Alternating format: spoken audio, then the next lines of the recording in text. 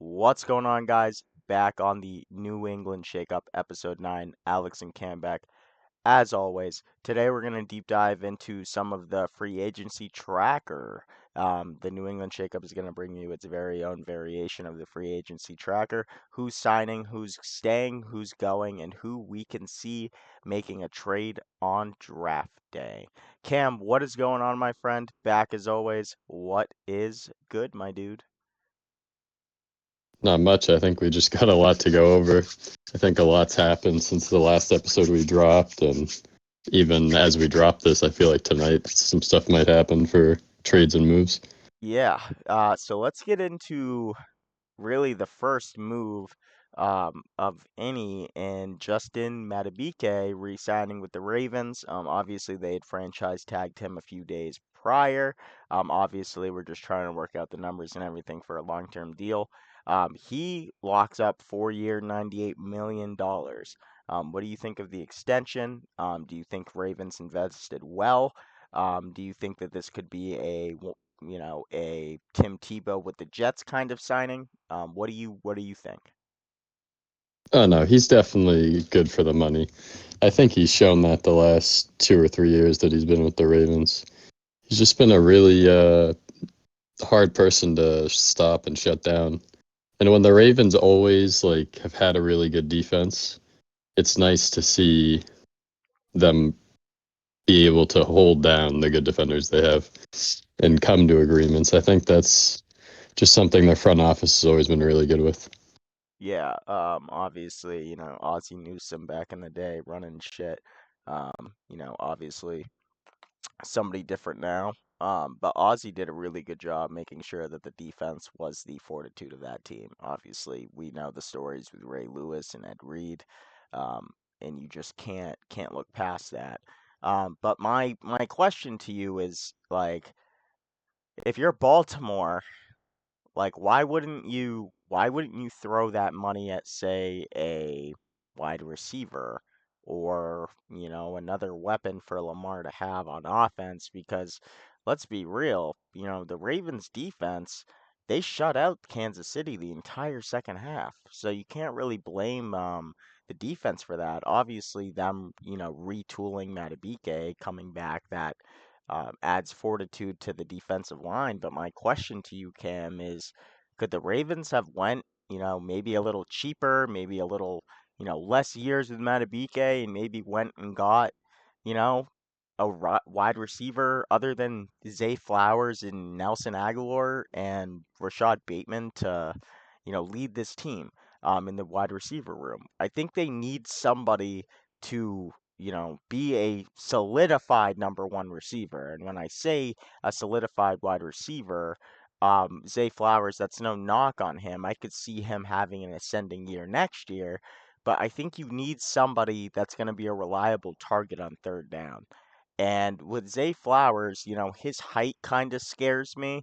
And he's one of those types of players that, like, if he were to get laid out over the middle, you don't know how that is going to do for, if you sign him for 5, 6, 7 years down the line. You don't know how his body's going to hold up. And me personally, if I were the Ravens, I would, make a few calls, see who's out there. A name that just comes to mind for me is maybe somebody like Stephon Diggs, maybe if his time in Buffalo comes short. But I just don't know why the Ravens decided to go all defense again while the offense was the issue. Yeah, so the offense definitely needed more help than the defense. I think they just want to keep the same defense, and they're probably hoping to just draft a bunch of receivers, kind of like how the Patriots do, and hope one or two pan out. But in general, if they could have had Diggs or even Mike Evans, who just signed a 2-year 52, let's say they had offered Mike Evans a 2-year 55 or 2-year for 60, he wouldn't just go play with Lamar for 2 years. It's hard for me to believe he wouldn't rather play with Lamar than Baker Mayfield or Stephon Diggs. He wouldn't rather play with Lamar than Josh Allen. Right. Yeah, I think either of those guys would have completely changed it up for them, but I feel like the Ravens are just going to hope to draft a star or maybe trade up, maybe trade some other defensive pieces to trade up in the draft. I'm not really sure what they're whole plan is, or just hope Lamar is going to run in all their touchdowns again. Yeah, and getting back into the AFC North picture, obviously the news broke out about 12:20 Eastern time today, but what do you think about Jerry Jeudy going to the Browns for a sixth and I believe it was a seventh round pick? So obviously his time in Denver is up with not really having a solidified quarterback, but we've also had the question marks of Deshaun Watson's health and him with his ability to stay healthy. So my question to you is if Deshaun Watson stays healthy, is this possibly the steal of free agency? Oh yeah, this trade was super underrated. I was shocked that he was traded at all, let alone for how little he was traded for. So if he can have Deshaun Watson and he plays like how he did in Houston, that'd be awesome for his growth. Yeah, But it that would is a be. big if he plays like that. Right. So you have to, I don't know. I mean, I think it'll be better than his situation in Denver would be or what it would pan out to be. So Yeah, my I think only it's only up for him, but he's only going to be as good as his quarterback. yeah, and my only, thing that I have to say about this move for Cleveland is this is probably, in my opinion, going to be the steal of free agency. Guys, let's think about something for a second. How many touchdowns did Njoku have this year? Njoku was scoring a lot of touchdowns in the second half of the year. I remember a game where he scored three touchdowns in one game. So if you look at it, and even when Deshaun Watson was playing early in the year, you saw him get the ball to Njoku a lot, and you also saw him get the ball to Amari Cooper a lot. The problem is that they also have Elijah Moore. So there's going to be a little bit of a battle there at slot between Elijah Moore and Jerry Jeudy. Now, can Jerry Jeudy play the slot? Absolutely. But my question is are they going to use Jerry Jeudy outside and maybe run some of those secondary routes that last year Elijah Moore was doing and maybe bring Elijah Moore inside to the slot? If they do that, which is what I'm thinking that they're going to do, they're gonna go really far. And with so many moving pieces, you don't really know where somebody's gonna be come September. But for me, I think Jerry Jeudy, very under the radar move. And I think it's going to benefit Deshaun Watson to a degree because he's going to be able to get the ball out quicker to Jerry Jeudy on those slant routes and on those nine routes that you don't have to have Amari Cooper run all the time now. So I think that, in saying Jerry Jeudy, I know he loved being in Denver. I do know that, but the last year of his career, with Russ coming in there and kind of not to be blunt, but stinking it up and not really having, a reliable option at quarterback because, the GM and the coach hated him. And, we saw what they did. They released Russell Wilson. So that's probably the reasoning behind this trade. My only question to you, Cam, is what's Cleveland's ceiling now with Judy added to that offense? Because we also have to remember Nick Chubb's going to be coming back from injury. I'm not too sure what their ceiling is, but I definitely know that Jerry Jeudy coming into that team takes pressure off a lot of players. Like Amari Cooper, if he's getting doubled and then Jeudy makes one big play, it's going to take pressure off him. Watson, knowing he has another like stud receiver to throw it to, Nick Chubb, maybe they hand it off to Jerry Jeudy. There's just like a lot of versatility with him. He kind of reminds me of like Debo Samuel's type of play, Yeah. where he can kind of do it all. So I know he's going to take pressure off them, so that'll make them ultimately play better. But what do you think their ceiling is? Um, Cleveland ceiling, if everybody stays healthy, obviously, like we saw the gruesome injury with Nick Chubb last year. Obviously, they got the running back in Jerome Ford. I think their ceiling is an AFC divisional appearance as constructed right now, but that could change. They could be all in this year.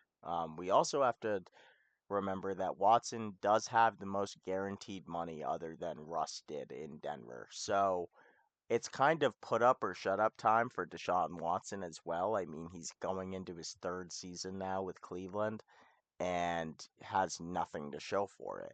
So, my question to, Cleveland fans and really the Cleveland GM is, are you guys really ready for this shit? Because Kansas City and Miami and even Buffalo to a degree, they're going to be locked and loaded and ready to go. So if Cleveland wants to be in this AFC contender race, and I didn't even mention Cincinnati, that's within their division that they're going to have to go through.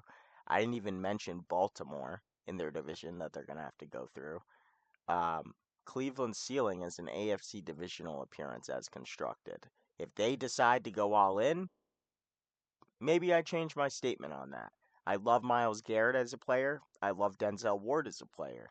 I think that they sometimes lack in red zone defense. They were a very good defense last year, but they ranked dead last in red zone defense, which is just tells you all you need to know. Yeah, they're good from an opponent's 20-yard line to maybe, the other 50-yard line. They're good defensive that wise, but once you get from the 50 on, they don't they break.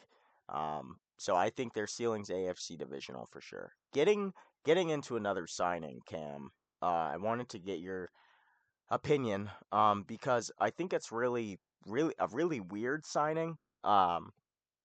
Just the timing of it, um, especially coming so late the other day. Patriots re-signed Hunter Henry.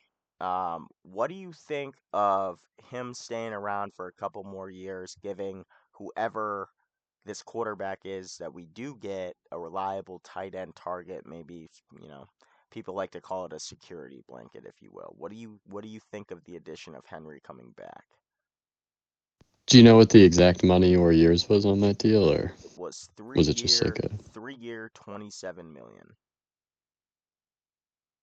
I mean, for that little money, I feel like it's not a bad deal, but I would have to think that he's a backup tight end at best. If the Patriots want to be competitive this year, that can't be their starting tight end. I mean, if they keep adding wide receivers, maybe you don't use your tight end that much anyway, but I don't know. Even like a Dalton Schultz, I feel like it's a huge improvement on Hunter Henry if we were to be able to acquire him. Yeah, But yeah, he did it tally was a 42 decent catches pickup last as a year. backup if we keep him as a backup. But if he's our starter, I feel like we might be in trouble. Yeah, he did tally 42 catches, 419 yards, and 6 touchdowns in 2023, which kind of a down year for him. But you also have to look at the stability at quarterback also throughout the year. So it Oh no, really, definitely. If he had a different quarterback, his stats would be much better. right. Another just, signing that I thought was, just, lo and behold, was just gonna happen. I think we can both agree. Brandon Graham going back to Philly for year 15. He's already came out and said that this year is probably gonna be his last year with the Eagles, but just a true veteran, true pro. Obviously he wants to hang it up there in Philly, so Philadelphia's given him the chance to do that. I don't think me and you really need a deep dive on Brandon Graham that much. I think that story is kind of just what it is. He's been there for 15 years. I mean, the story writes itself. Um, but my other question to you is getting deep diving more into free agency and more some of questions that I have for you is, my question to you is like, where does somebody like a Daniil Hunter end up? Because right now he's basically the number one pass rusher on the market. Um, and looking at what teams really need edge rushers, I mean, you can just really, think in your sight of sights that this really a lot of teams have good edge rushers. That's the problem. But, somebody tweeted and said that, it's a very high probability that the Lions go after Danielle Hunter as another pass rusher, and I just wanted to ask you your thoughts as if he ends up in Detroit alongside with Hutchinson, how do you think he'll fare? Oh, if he goes to Detroit, he'll probably have a monster year. If I'm the Vikings, I try and secure him, but of course, I don't think they're going to. So, yeah, I mean, there's plenty of teams that could benefit. I mean, the Patriots could really use a player like him. I don't think he'd sign in New England after the year we had. But yeah, there's a lot of different teams that could really use him. I mean, the Buccaneers is kind of who I first thought. But yeah, of course, the Lions are a good fit. Yeah, Maybe and even the there's Rams if the Rams can free up cap. But yeah, if he goes to the Lions, he's going to have a monster year, and I could see him linking up well in Tampa Bay. yeah, and there also is two really big free agents that are on the market right now. Christian Wilkins, the defensive tackle from Miami, Saquon Barkley, the running back from the Giants, Kirk Cousins, and Austin Eckler. So Yeah, it's so I mean, I think I'll start with the least explosive one, but Kirk Cousins, I feel like any team he goes to is going to really, he'll elevate it. I mean, I think Atlanta was the projected landing spot, but I'd kind of love it if he came to the Patriots.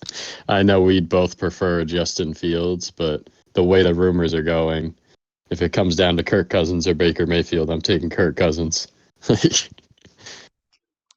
yeah. Um, I think it would be I think it would be really really cool if Kirk Cousins came to the Patriots, only because it would be it would be good to have somebody that is a veteran and could show a rookie how to win. Um, which I think is cool. But I also think that it's one of those things where if you look at, why the Patriots were so good for so long, it was veteran quarterback play. It wasn't one of those things where, Brady was hurt a game and you had like Garoppolo in for a game and you had Brissett in for a game. Like people look at like New England for example and they say like, "Oh, why is um why is, Brady doing so well? Why was Garoppolo doing so well? Why was Brissett doing so well?" And it was because of Belichick. Now, this is the problem I would have with Kirk Cousins going to a Gerard Mayo led team. Kirk Cousins does not play well in the spotlight at all. He does very bad in prime time. We all know this. He can't win at certain points. He needs to look at, where he's going to go. That's also going to make his career. If I'm anybody and I look at Kirk Cousins as a top target, I'm looking at him as if he goes to Atlanta, you know, maybe they're a playoff team. But there is one team that I think needs to make a move for Kirk Cousins that would take them over the top. And you want to know what that team is? The 49ers. The 49ers. That's the only team that comes to mind that if Kirk Cousins wants to win and win now and can get the team over the top, it's the 49ers. No other team. And I think he kicks Brock Purdy to the curb, but do you think he'd just come right in and they'd bench Purdy? Yeah, I do. I really do. Dude, they wanted to in 2018, 19, they wanted to bring Kirk Cousins in when Kirk was a free agent. And they decided not to do it. My whole thing is Purdy didn't do anything in the Super Bowl that was going to wow you, right? He only did things that were going to either help you succeed or get you to where you want to go. Purdy's not the quarterback that's going to take over a team, take over a generation, and just keep on keeping on. It's one of those things that you have to look for. You have to know when to strike. Purdy doesn't know when to strike. He knows when to strike in the regular season. He was also down to the Packers. If the Packers kicker makes the kick, we don't even know if he is sitting in the Super Bowl. So when your team is down and most of it wasn't his fault, but you have to be the one to make serious plays after again and again and again to make sure that your team wins. He doesn't think for 1 second, and I don't think for 1 second that Purdy would have won that Super Bowl 10 out of 10 times. If they were to have played it 10 times, I don't think Purdy would have won it once because of the way that he plays. He played I don't think he played scared in the Super Bowl. I think he played trying not to lose, which is crazy.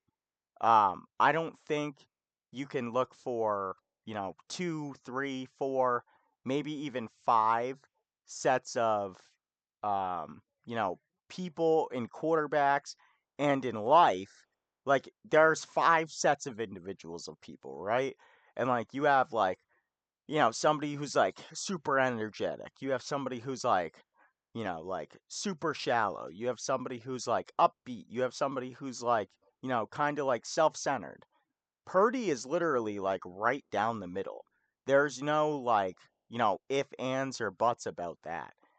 He doesn't play to lose, but he doesn't play to win either. And I wanted to get your points on Brock Purdy just in general, because I think that if anybody's going to make the move, then it's the San Francisco 49ers. Because what else can they do? I mean, like, they have no other serious, you know, players that you can put around Purdy, and like, dude, how do you not win a Super Bowl with that much talent? That's my thing. Like, if you put like Josh Allen on the Niners, bro, they'd be winning fucking Super Bowls. If you put Lamar Jackson on the Niners, or if you put, I mean, God, nobody wants this to happen, but like, if you put Patrick Mahomes on the Niners, like, Purdy plays so like 50-50 that like you don't know what you're getting. But I just wanted to get your thoughts on it. Yeah, well, I mean, I completely agree with you on that. I just wanted you to say it, not me. But yeah, Kirk Cousins, I think he does more for that team than Brock Purdy. I mean, Jimmy Garoppolo handed the ball off to a Super Bowl basically with that same team. It's kind of like the same argument I have with some of my buddies where they all completely go over the top. And I know Patrick Mahomes is a great quarterback, but Alex Smith with that same team went what 10-6 or 10-7 with that same Chiefs team, Yep. and that was with no Tyreek Hill and some other players like that. I mean, he had some other stacked players on that team. He had Kelsey, he had other pieces, but yeah, when Jimmy Garoppolo is doing the same thing that Brock Purdy is, and some people think Jimmy Garoppolo sucks.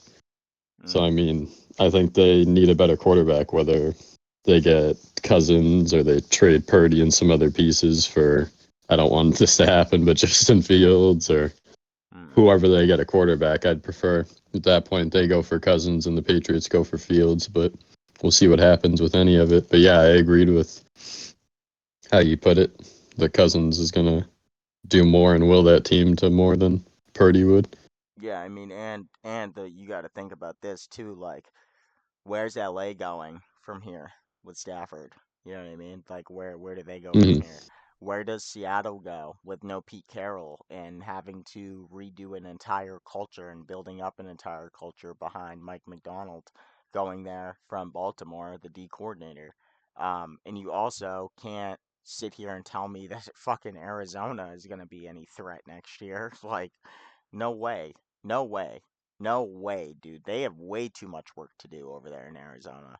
Um, but like, you just look at the NFC and it's like the Eagles, the Cowboys, um, the Niners, and who else?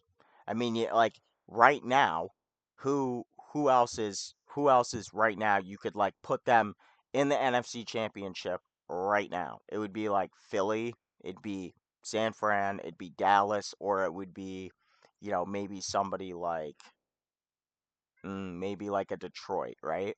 So it's like you look at all those contenders and like what do all of those contenders have that the Niners don't? It's a solidified veteran quarterback. Jalen Hurts, I hate to say it, guys, he's been in the league for 4 years now, so he is considered a veteran. And same with Dak. Dak's been since 2016, so he's, a veteran also. All those teams have a veteran quarterback who have seen different coverages, who have seen disguised coverages, and that's what fucking Spags did the entire time in the Super Bowl, was literally blitz him from one side, play coverage on the other.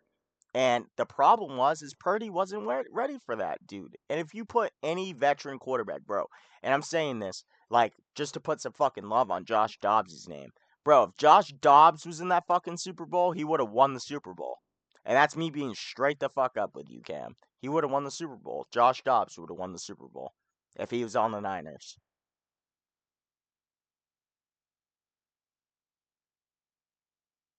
He would have beat him easily.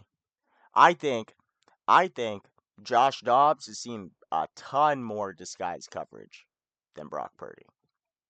I think if you take Baker Mayfield, Geno Smith, you throw Oh them yeah, on like the a Nick Niners. Foles, Yeah, Joe Flacco, yeah, any of exactly. those guys that have played enough.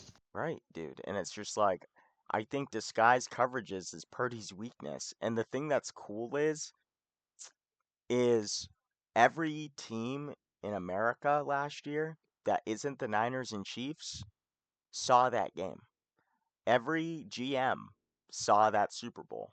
So you know what? Every NFC, division opponent that is probably going to have to go up against the Niners in the playoffs are going to do.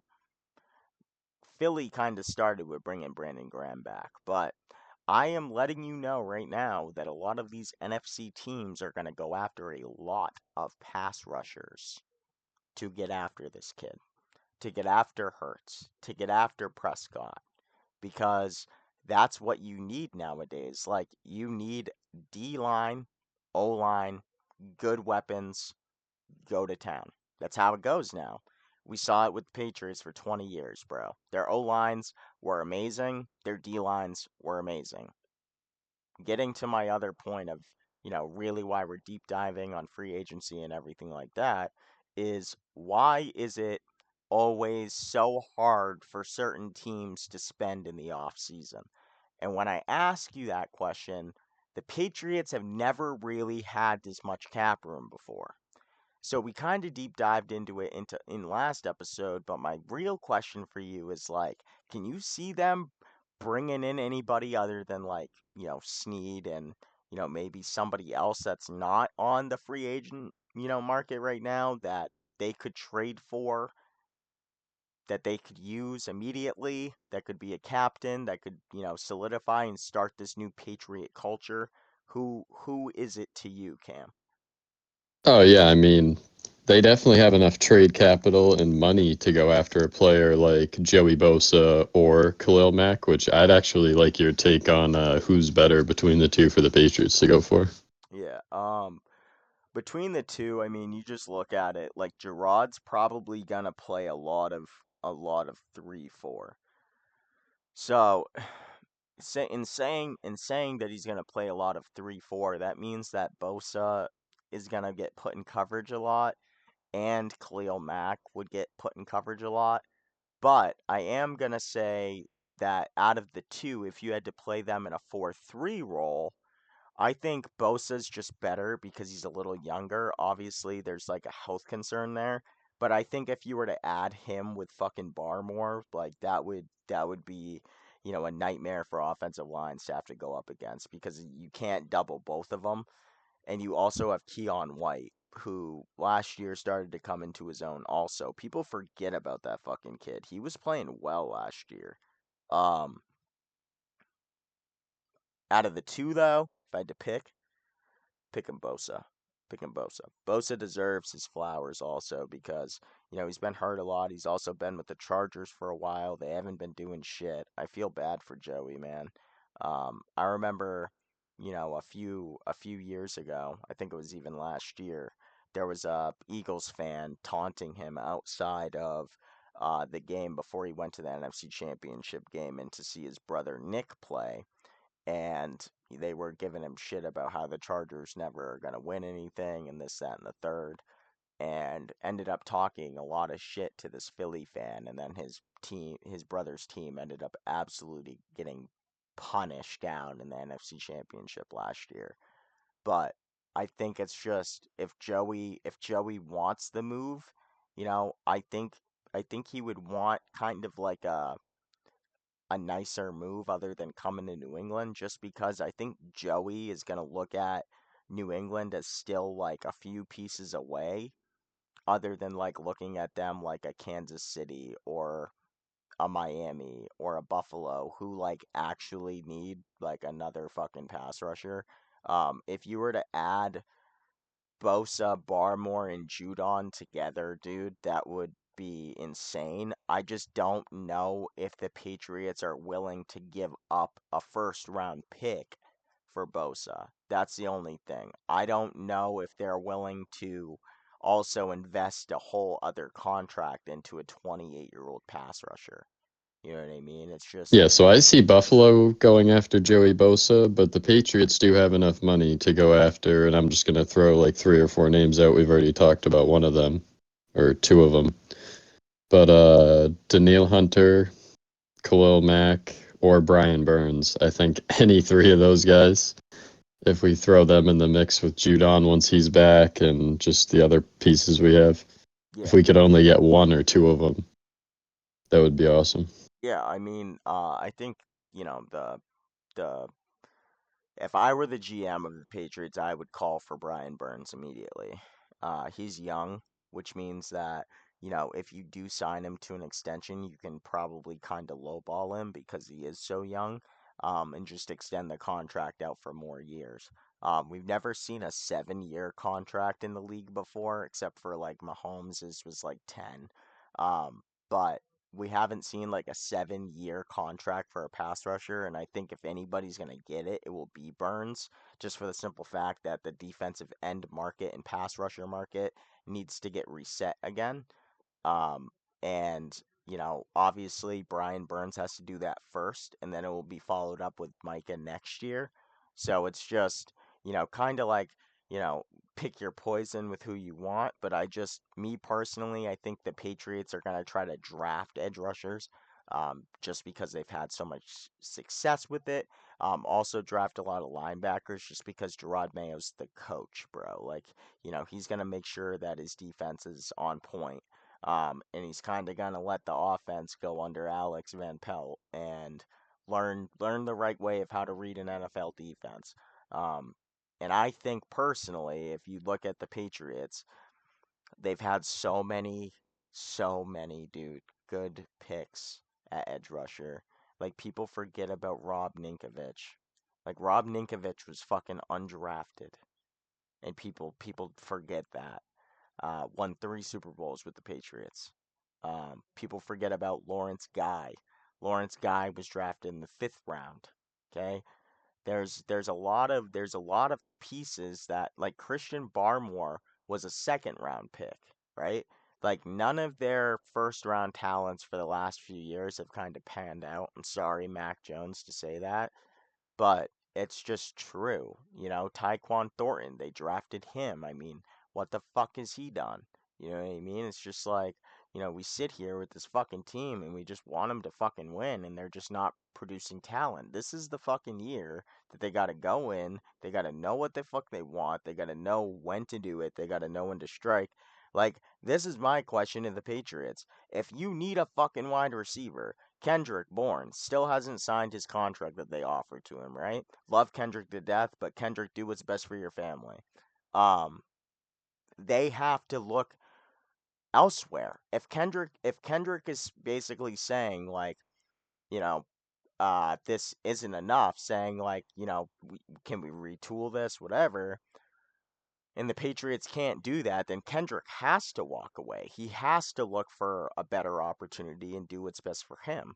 But the Patriots also, dude, they gotta also figure out where they're gonna go if they are gonna let Kendrick walk, because Kendrick has meant so much to New England for the last 3 years that he's been here, and was on the verge of getting 1,000 yards last year and tears his ACL.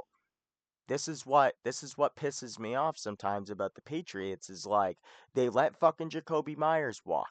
Jacoby Myers is now in Vegas and he's literally just making a bands just playing for the Raiders, not making shit.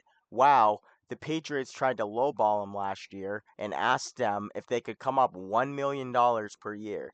And Belichick was like, nah, you're not worth that. Matt alone, he goes and fucking gets the ball thrown to him by Aiden O'Connell and almost has 1,000 yards last year also.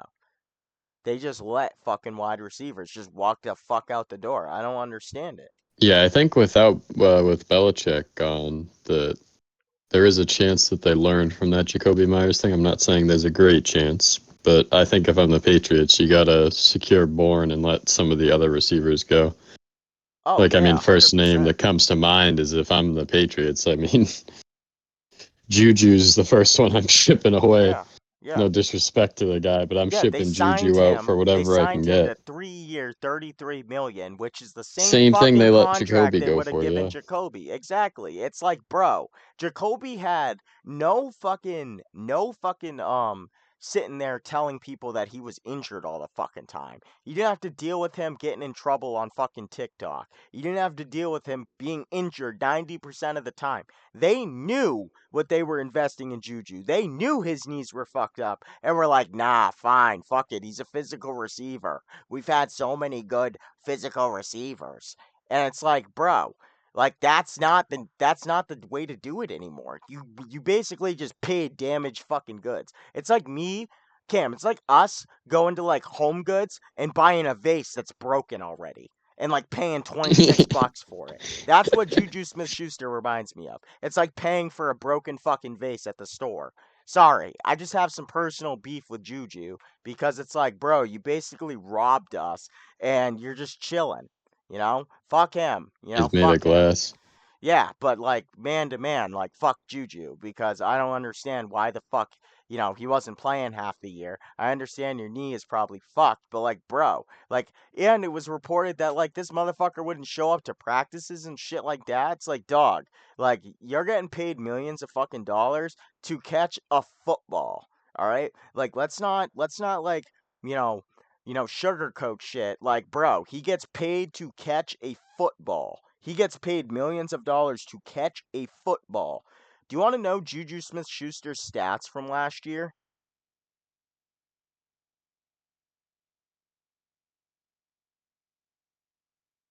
Okay. 29 receptions for 260 yards with one touchdown. Bum. Fucking bum.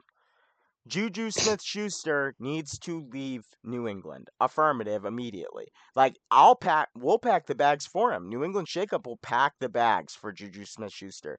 But get the fuck out of our face with that shit. What is your thoughts? Would you keep Juju or would you fucking ship him off to maybe like a fucking, I don't know, a Houston, or I don't know, like give him back to Kansas City, or what would you do? Would you keep him? I mean, 29 receptions, 9 average last year, but like you can't really look at that because you don't know who the quarterback's gonna be. But like, he kind of fooled everybody with the 78 catches and almost 1,000 yards from the year prior in KC. What do you think? I mean, if I'm the Patriots, I try and trade him and Devontae Parker, honestly. Like, I don't want to keep hating on all the receivers, but Devontae Parker and Juju both need to go. I don't I I'm not sure how many games Devontae Parker played, but he had similar stats to Juju. I know they both only probably played half the season, but still, if they're inconsistent when they play, they're not playing enough because they're not healthy. Yeah, Like yeah, the only three receivers I'm keeping right now are Kendrick Bourne, Jalen Rieger, and Tyquan Thornton, and then hopefully we draft like a Marvin Harrison Jr. Maybe we trade for whoever, even if it's like a Deontay Johnson and Dalton Schultz type of receiver and tight end. Yeah, just to add I to your think it's point, just time to get new receivers in. Like it's clearly not working, so I don't know why they're trying to keep pushing it. yeah, and just to add to your point, you want to know how many more catches Devontae Parker had than Smith Schuster last year? Four, How many? four, four, four catches more. 4 catches more. Okay, he played in 8 more games than Juju last year and had 4 more catches. So that means 4 of those games he probably didn't catch a pass, which is Do you know how bad. many games either of them played? Yeah, I'll pull it up right now. Give me 1 second. He played last year. It's going to make matters worse, okay? He played in, okay. He played in 1, 2, 3, 4, 5, 6, 7 games last year. 7 games last year. Yeah.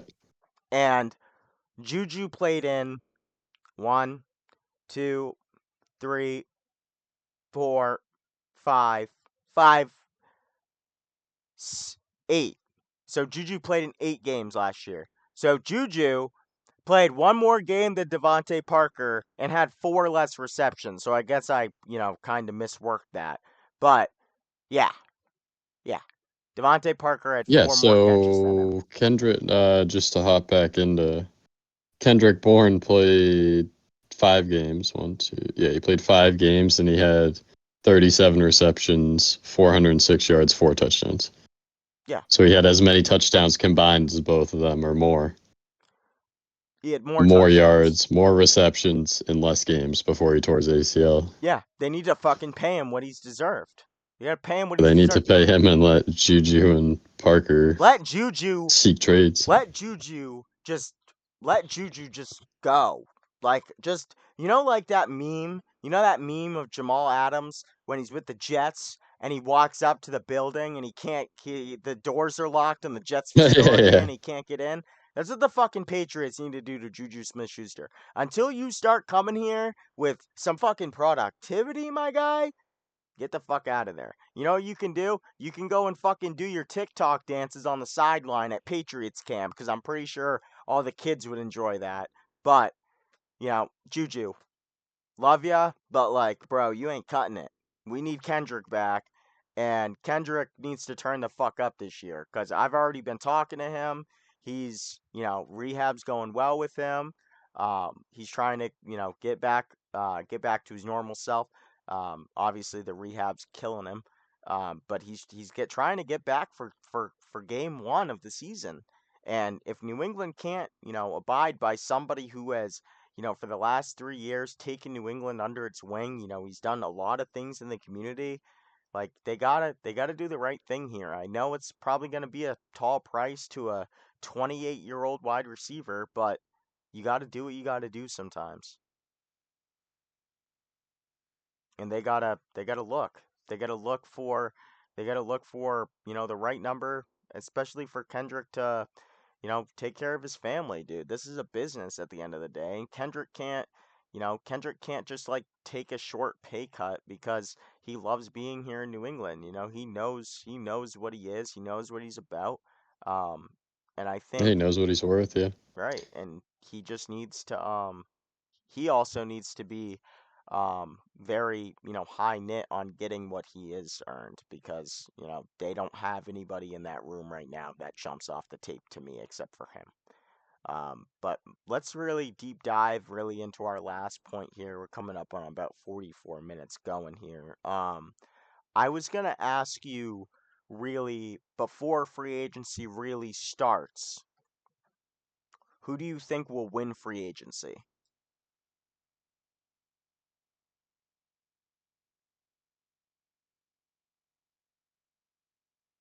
That's a great question. I'm hoping the Patriots win free agency, but I have a feeling that I'm going to get Patriots fans angry by saying that I think the Bills are going to win free agency. Hmm.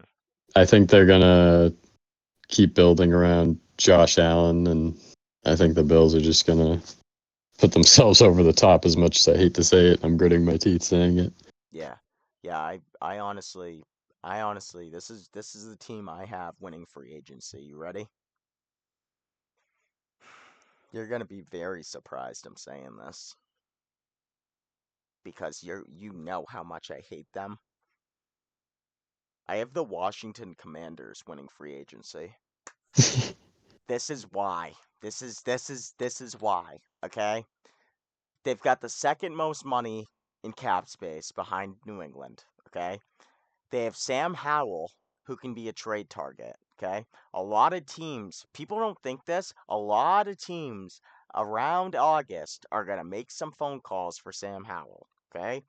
Once that happens, they're going to get some conditional picks for him, right? I see them signing Cameron Curl back. I see them going after Sneed. I see them going after Chase Young and bringing Chase Young back. I see them going and trading for Brian Burns. I see them doing all of this in the span of a week.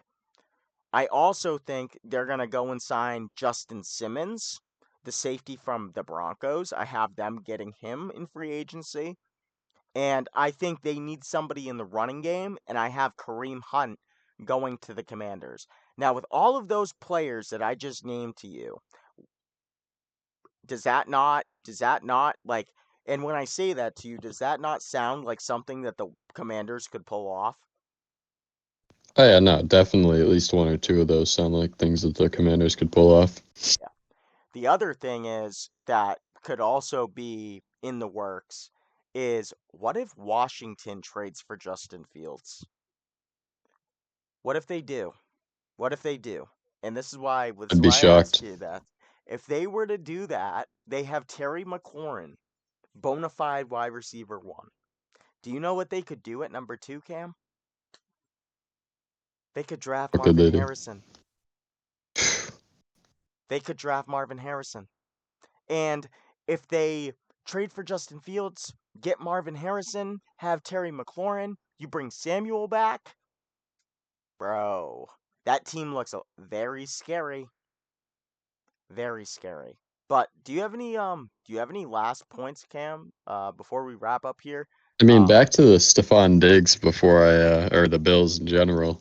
Even if they were to trade Stephon Diggs, they would definitely be getting either like a Brian Burns, a top pick. Like I'm seeing the Bears want to trade the number 9 pick for Stephon Diggs.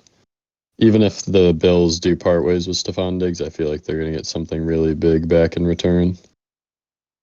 So I think the I Bills could see will, a flip flop. I could see like a DJ Moore for a Stephon Diggs straight up. yeah, I mean, I could. The thing yeah, or is, Devonte Adams, or yeah, mhm. Yeah, the thing is, it's like I don't think the Raiders are gonna move on from Devontae quite yet, unless they have like a very shitty start to the year. Um, and the only reason behind that is like Antonio Pierce is there. I respect the hell out of Antonio Pierce for what he was able to do just in the time he had with the Josh McDaniels disaster is what I call it there in Vegas.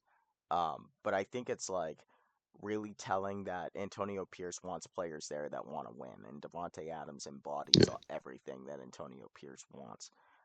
But you know, getting back to Stephon Diggs, I could see him going a lot of places. The one place that would scare the fuck out of me if he went there would be Miami, just because of Oh yeah, Tyreek and Jalen Waddle, and if you added Diggs along with, I don't even know. I think Dermon Smythe is still the tight end there. So if they were to make a move for a tight end, dude, that offense is scary. It's scary and just keeps getting scarier. But my original option to where I have Stephon Diggs going is I think I think that Stephon Diggs has reached a time in Buffalo where like, he knows his time is coming to an end. Now, where could I see him going that would make a lot of sense? Maybe the Rams. And the only reason why I say this is because like they have Puka, they have Cooper Cup, but like Cooper Cup wasn't the same Cooper Cup as, the Super Bowl year from last year. But they have Puka Nakua. I mean, imagine adding Stephon Diggs to that offense with Kyron Williams. And then let's say that they retooled their defense a little bit. That's a playoff team. That's a playoff contender in my opinion. Um, but yeah, I mean, Stephon Diggs can go a lot of places. It's just a matter of where he ends up.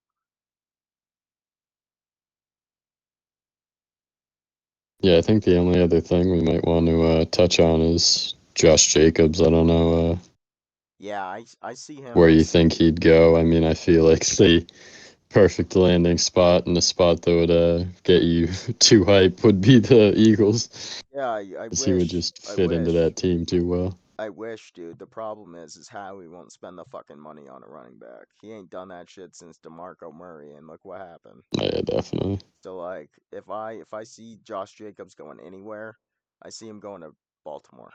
Okay, it's the only place that I could see him going that would make a lot of sense for me. But in that said, I don't think that he's gonna leave the Raiders though. I think he loves the Raiders too much to leave there just yet. I think he likes what they're about to build there, and I think that if he wants the money that, he wants, I think the only team that's going to give it to him is the team that he's been on for the last 6 years, and just continuing to progress. Let's be real. I don't think it was last year. Actually, was it last year that he led the league in rushing? I'm not sure. It was either last year or 2021. One of those years he led the league in rushing. So you know that the O line is decent, because he led the league in rushing a few years prior. So it's just about if the Raiders keep him, they'll probably keep him at a good price. Um, but with that said, is there anyone else that you could see on the move possibly before we do our episode tomorrow? I don't know. I think we kind of covered everyone I had Okay. for potential ins, outs. Yeah, the last real thing that I'm seeing right now is that oh, there it is. Yep. There it is. Right as we are about to end here. Um Buffalo Bills have made Stephon Diggs available for trade. So there it is. So now it's just a Wow. question of where does he go from here? But as always, um, Cam, we are wrapping up episode 9 of the New England Shakeup. We hope you guys tune in, listen. Episode 10 tomorrow is going to be an absolute killer. We are going to be bringing a lot of NBA. We've got a lot of stuff to talk about. Not really going to deep dive into it right now. But we have a lot to cover. March Madness is right around the corner. Cam and I tomorrow we will probably start a little bit of the unraveling, maybe into the tournament brackets, maybe into seeing who's in, who's out, as far as that goes. But Cam, is there anything that you'd like to say to the people before we send it off? No, I mean, thanks for listening. And yeah, we'll get into March Madness tomorrow. Maybe some top contenders, maybe some contenders and pretenders. And yeah, that's all I got. For sure, for sure. All right, guys, this is the New England Shakeup, episode 9. Alex and Cam out as always. Peace.